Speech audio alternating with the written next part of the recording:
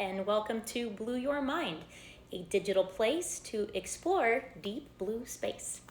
I'm Alex Rose, aquatic biologist, environmental journalist, and nature photographer.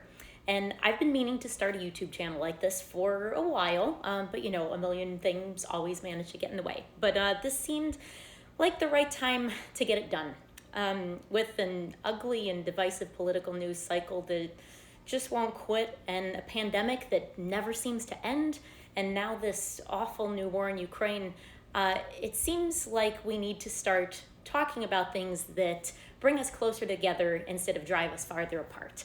And there's nothing better to do that than water. As Dr. Sylvia Earle always reminds us, no matter where on earth we live, every drop of water we drink and every breath we take connects us to the sea. And boy, do I have a sea story for you.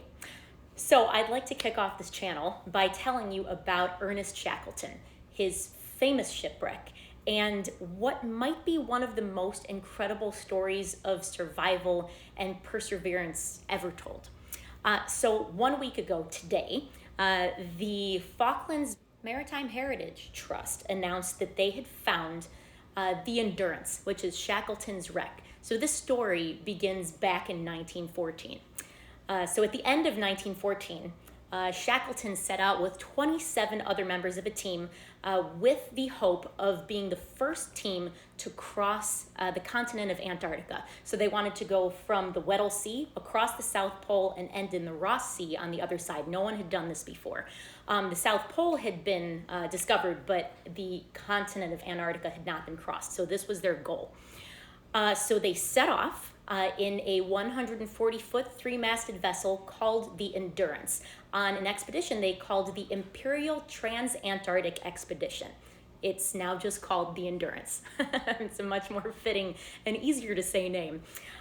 So they set off, and within about a month, they became stuck in ice.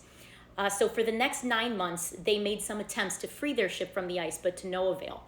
So they spent 9 months drifting across the pack ice with the ship completely frozen in place. So at some point, about 9 months in, like I said, the pressure of the ice became a bit too great, and it started to do damage to the ship. It started to crush the Endurance.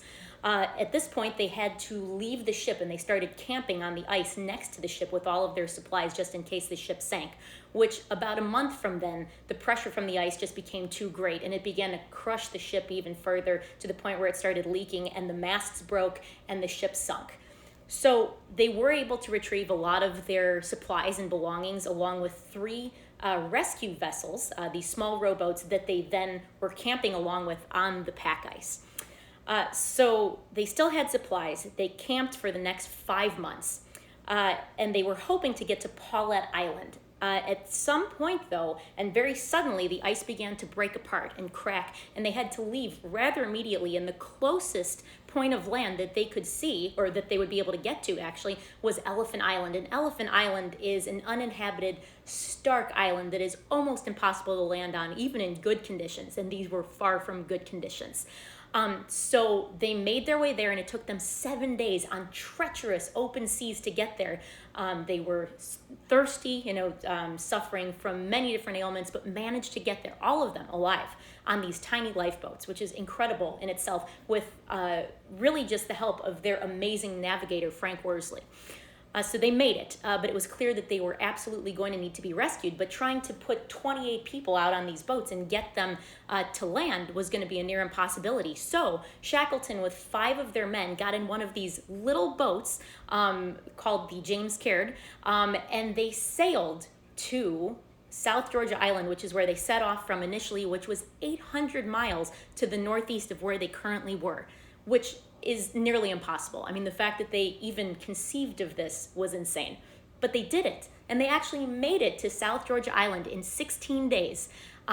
But they landed on the wrong side of the island. So now they're on this huge chunk of frozen mountainous land, and they have to get to the other side, but can't do it by water. So they have to traverse all of this. It's basically mountaineering with 6 people that were almost starved to death to the other side of South Georgia, where they were able to find the whaling station and finally get help.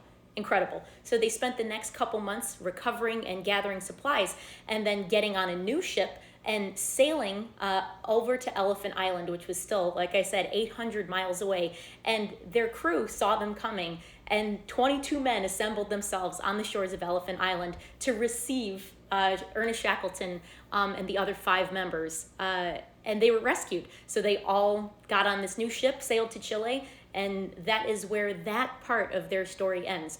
But the fact that anyone survived is absolutely unbelievable, let alone all of them. It's an incredible tale that you just can't really fathom happened. And until 1 week ago, not a soul had laid eyes on the Endurance. And then after more than 100 years in the dark, cold waters of the Weddell Sea, an AUV, an autonomous underwater vehicle that's battery powered actually, discovered it in 10,000 feet of water with sonar. Now that's almost 2 miles down. And these are extremely cold, extremely dark conditions. So the ship is in unbelievable shape. I mean, it's pristine as far as shipwrecks are concerned, and it's covered in marine life. It's got anemones and sea stars and crinoids and crabs, well, squat lobsters actually, but you get the idea. There's a lot of life on this ship, and it's amazing because this Shackleton wreck, the story of this wreck, is far from over, and its discovery now, 106 years after it sank, this is a new chapter in the tale of an incredible shipwreck story. And I'm excited. And I hope you are too. Because in a time when we've all had to endure so much, this never give up attitude of the Shackleton crew is an inspirational reminder that together we can accomplish the impossible. So I'd encourage you to look into this story more. It's been written up a lot of different places at this point, and I think you'll enjoy learning more about it. So thanks for listening.